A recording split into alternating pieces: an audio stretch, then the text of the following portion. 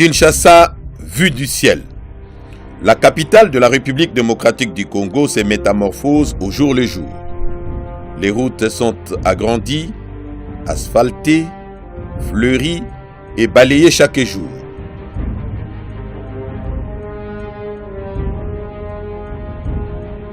Les immeubles poussent ici et là comme des champignons.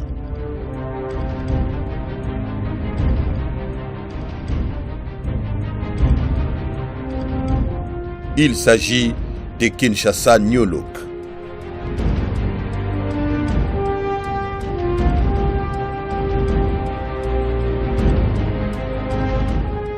Insufflé par le chef de l'État, Joseph Kabila Kabange, le vent de la révolution de la modernité balaye tout le pays.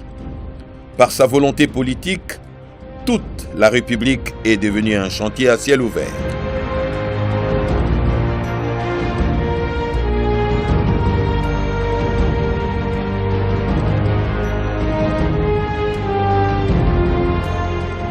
Sur le boulevard du 30 juin, à la place Le Royal, est sorti des terres en moins de 2 ans un bâtiment de 12 niveaux. Un immeuble intelligent, construit et équipé sur base de nouvelles technologies. C'est le nouvel immeuble du gouvernement central.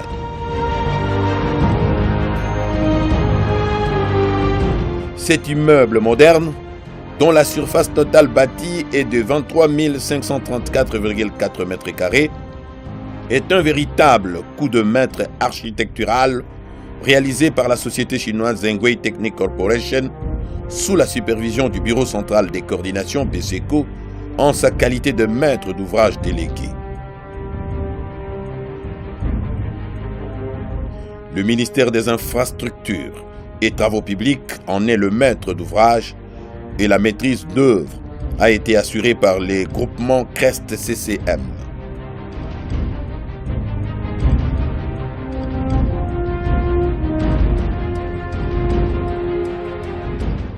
Ce bâtiment est l'expression parfaite de la révolution de la modernité.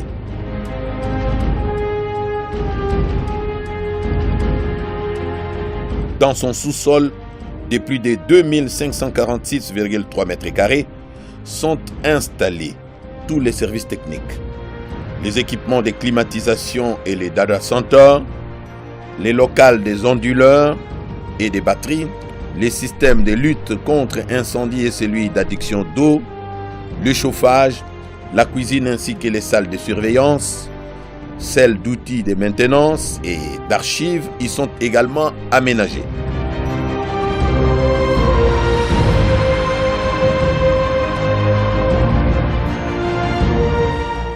Le rez-de-chaussée de 2451,8 m² abrite les services d'accueil avec une salle de formation.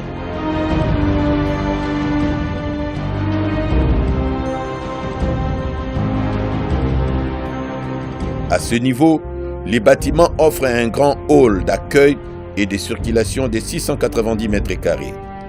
Ils sont aussi visibles la succursale d'une banque commerciale installée dans un espace de 480 m², un restaurant moderne aménagé dans un espace de 420 m² et une salle de surveillance.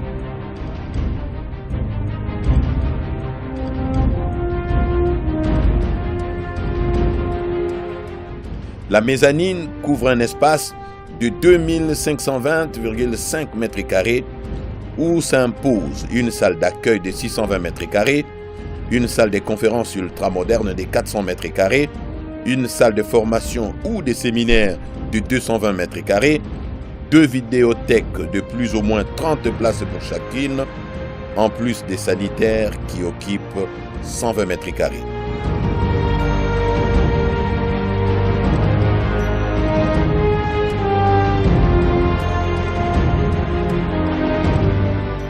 Les locaux du 1er au 8e étage sont exclusivement réservés au ministère. Chaque niveau offre un cadre spacieux de plus de 1700 m², abritant 36 bureaux et 70 postes de travail, tels que le bureau des ministres, des vice-ministres, des directeurs des cabinets et des conseillers. Les salles d'attente Les antichambres ainsi que les salles de réunion modernes et équipées font également partie intégrante de cet espace.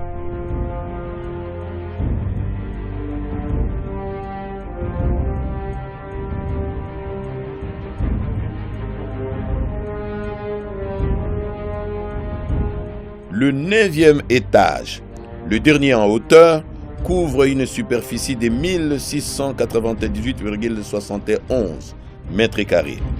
Il comporte le bureau du chef de l'État et son antichambre, celui du Premier ministre, la grande salle des conseils des ministres de 250 mètres carrés, ainsi que la salle des banquets du haut standing. Cet immeuble moderne, construit suivant les règles de l'art, jouit d'un fonctionnement fluide pour un public nombreux. Des technologies de pointe sont mises à contribution pour garantir la sûreté, avec à la clé des scanners, des contrôles à chaque niveau, la sécurité incendie, les courants forts et faibles, la télédistribution par câble, un réseau audiovisuel interconnecté, la sonorisation automatique en réseau, un affichage dynamique et instantané des informations sur les écrans, un intranet haut débit permanent et une bonne connectivité à tous les niveaux.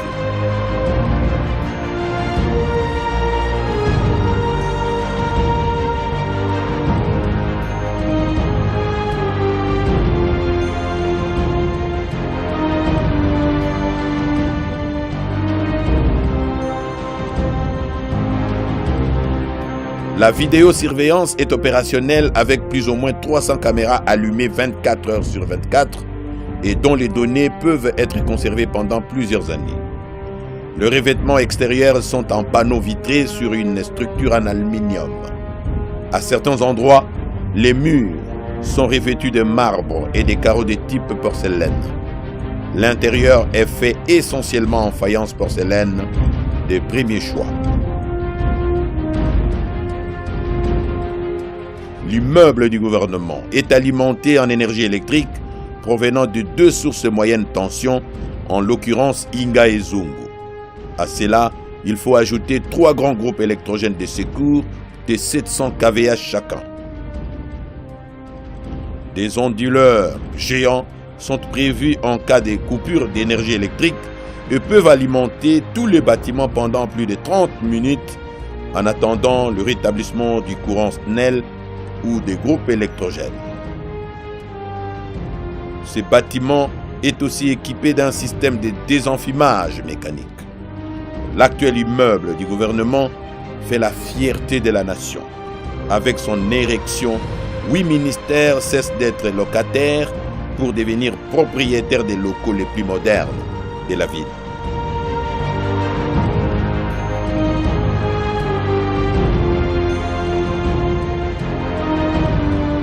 Sous l'impulsion du président de la République, Joseph Kabila Kabange, le gouvernement Matata vient de réaliser ici un chef-d'œuvre en dotant la République d'un si bel édifice situé dans un quartier administratif où sont concentrées les administrations ministérielles.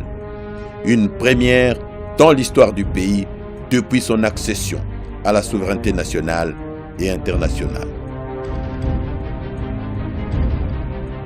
Ces bijoux a coûté à l'État congolais l'équivalent en francs congolais de 42 600 000 $ américains hors taxes sortis des caisses du Trésor public, argent des contribuables congolais. Il est le résultat de la rationalisation des dépenses publiques et le fruit de la redevance des services rendus à l'exportation. Chaque année, le gouvernement de la République est capable de construire un immeuble comme celui-ci.